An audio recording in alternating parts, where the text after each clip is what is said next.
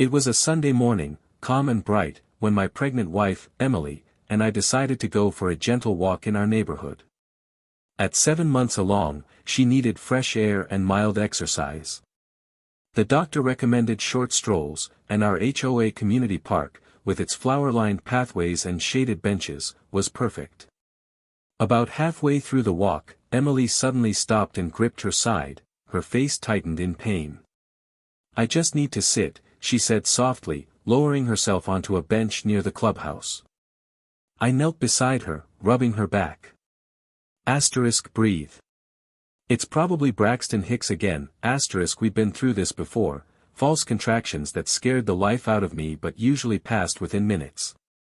Then came the click-clack of heels on pavement. Enter Karen. Her name was actually Tricia, but every neighbor called her Karen behind closed doors. She was the self-appointed HOA patrol and took her duties more seriously than any security team. Her eyes narrowed at Emily. "Excuse me, are you a resident?" Emily looked up, pale and sweating. I live here, on Birch Street." Karen crossed her arms. "Then show me your ID or some proof. You can't just loiter here." "Loiter?" I snapped, standing up. "She's not loitering. She's in pain. She's pregnant, for God's sake." Karen's mouth curled. "I don't know that. For all I know, you're just people from outside coming to use our facilities. It's happened before." I took a deep breath, trying to stay calm.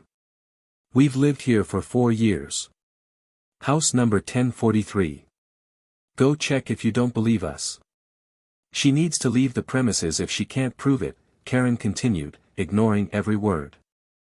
Emily whimpered softly, curling forward as another wave of pain hit. I could feel the anger rising in my chest like a kettle about to boil. "I'm calling security," Karen said. "You're being aggressive." I almost laughed. Aggressive, for protecting my pregnant wife? The last thing Emily needed was stress, and this woman was escalating things fast. "I'm calling an ambulance," I said, "because you clearly don't give a damn if she's okay or not." That wiped the smirk off Karen's face. Emily gasped. "No ambulance. Not yet. Just water." I helped her sip from my bottle while Karen stood nearby, arms still folded, judging, watching. Security would arrive soon. And this was far from over. It didn't take long. Just as Emily started to feel stable enough to sit up straighter, the familiar blue golf cart of the HOA security team rolled around the corner. Officer Rick, a retired cop in his late 50s with a clipboard habit and a radio always crackling on his hip, stepped out.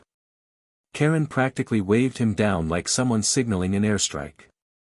"There they are," she declared, trespassing, refusing to show ID, and the man got aggressive with me. I stepped in front of Emily. "You're kidding me, right? She's 7 months pregnant and had stomach pain." We stopped to rest. "That's it." Rick looked from me to Emily, then back to Karen. "Ma'am," he said calmly, "do you know them?" Karen sniffed. "No, but they're not on my approved list. I've never seen them at board meetings or social events." "That's because we work full-time," I said sharply. "Not everyone has time to hover over garden regulations and trash bin placements." Emily spoke up, her voice strained but steady. "Rick, we live on Birch Street, 1043. I've seen you drive by our place every day." That seemed to give him pause. He leaned in a little, squinting at her face. "You're the young couple with the red front door." I nodded. "Yes, that's us. She's pregnant. She had some pain. We just stopped here to sit down. That's it." Karen wasn't having it. "Then why didn't they show ID when asked?" Rick turned to her. "Because she was in pain, and she's not legally required to prove her identity to another resident. Even if that resident is on the board." Karen's face turned red. "So, anyone can just sit wherever now?" Rick sighed. Karen, take a walk. What? I'll take it from here, he said firmly, with the quiet authority of someone who had seen enough in his career to know when someone was causing more harm than help. Karen stormed off, but not before tossing one last jab over her shoulder. This isn't over. Don't think I won't be reporting this at the next meeting. As her heels clicked away, Rick knelt by Emily. You okay, ma'am? I think so, she said. It's past, but I was scared. You want us to call a medic anyway? I looked at Emily. She shook her head. No ambulance, she whispered. Just want to go home. But home wouldn't be peaceful for long because Karen had made this personal, and I had a feeling she wasn't done. 2 days passed quietly, too quietly. Emily had recovered from the scare, and after a quick checkup, her OB confirmed everything was fine, just false labor brought on by stress. We tried to put the park incident behind us, but this was an HOA neighborhood. Peace didn't last. It started with an email. Subject: unauthorized use of community facilities, resident complaint filed. It was from the HOA board and read like a legal notice. Asterisk: a formal complaint has been submitted regarding your use of HOA common areas without proper identification. According to community bylaws, all residents and their guests must carry and present ID upon request by HOA board members when using shared spaces. Asterisk: I read it twice, then again. I could feel my blood pressure rising. Karen had filed an official complaint against a pregnant woman for sitting on a bench during a medical scare. Emily looked over my shoulder, wide-eyed. She's really doing this? Oh, she's doing this, I muttered. She's trying to get us fined or written up. I replied to the email calmly but firmly, attaching a copy of our address verification and even a photo of our HOA dues receipt. I didn't expect an apology. I didn't even expect fairness. But I wasn't expecting what came next. That evening, Emily came back from checking the mail, looking pale. What now? I asked. She held up an envelope.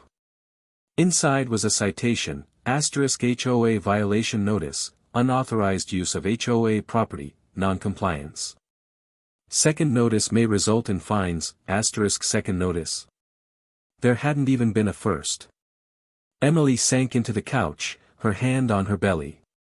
This is harassment. She's targeting us. I nodded slowly.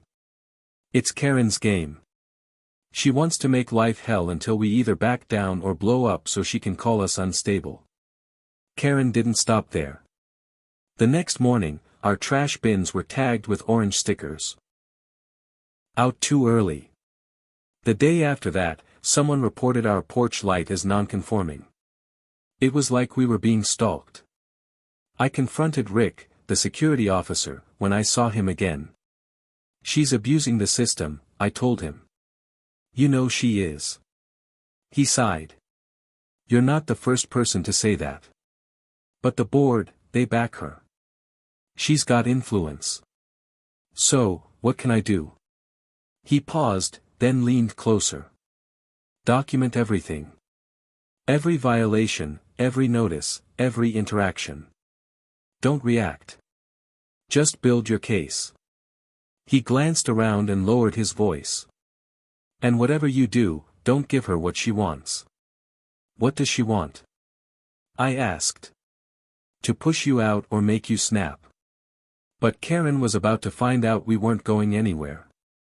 Karen had poked the wrong bear. If she thought we were going to crumble under her petty violations and bullying, she clearly hadn't met someone who spent 2 years fighting with insurance companies over denied maternity coverage. Emily and I were exhausted, yes, but we were not pushovers. So, we started documenting everything.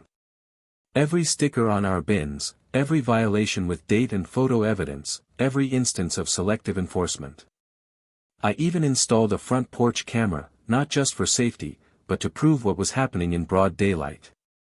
Within a week, our HOA file, yes, we started our own file, was 30 pages long. Then Emily found something big. Look at this, she said, holding up her laptop. She was scrolling through the HOA's community bylaws, which were publicly available on the website. There's nothing in here that says residents must carry ID. That's just Karen making stuff up. She was right. Not only that, but Karen had been violating actual rules herself. She had solar-powered string lights draped across her fence, which the HOA strictly forbids. Photos saved. Next, we reached out to 3 other neighbors who'd had similar problems with her. One had been fined for parking slightly off-center in their driveway. Another was written up for having a non-neutral holiday wreath. All had emails and warnings from Karen, and all were fed up. So, we formed a group chat. Then, we scheduled a meeting. And then, we did what Karen never expected. We brought it all to the monthly HOA board meeting with evidence. It was packed. Neighbors came. Some stayed quiet, but most listened as I spoke calmly, clearly, and with every receipt in hand. I laid out what happened at the park. I read from the bylaw that Karen had falsely quoted. I handed out screenshots of the official emails she triggered and highlighted the pattern targeting pregnant women, families, and new homeowners. Then Emily stood. I was in pain, and instead of help, I was accused, she said, her voice steady. That isn't community. That's cruelty. The room was silent. Even the board members, who usually nodded along with Karen, looked uneasy. Karen, sitting near the front in her usual stiff posture, opened her mouth to respond, but this time no one listened. People were murmuring, whispering, nodding at us. Later that week, we got a notice from the board. Karen was removed from her enforcement duties pending review. No more fake violations. No more intimidation. Just silence. Peaceful, overdue silence. And when we took our next walk to the park, Emily paused on the same bench, smiled at me, and said, "Guess I won't need my ID today." Nope. She just needed to breathe and enjoy the freedom we fought for. If you think Karen crossed the line this time, hit that like button to show your support for families like ours. Got a crazy HOA story of your own? Drop it in the comments. I read every single one. And if you're tired of entitled neighbors messing with good people, make sure to subscribe because the next chapter might be even wilder.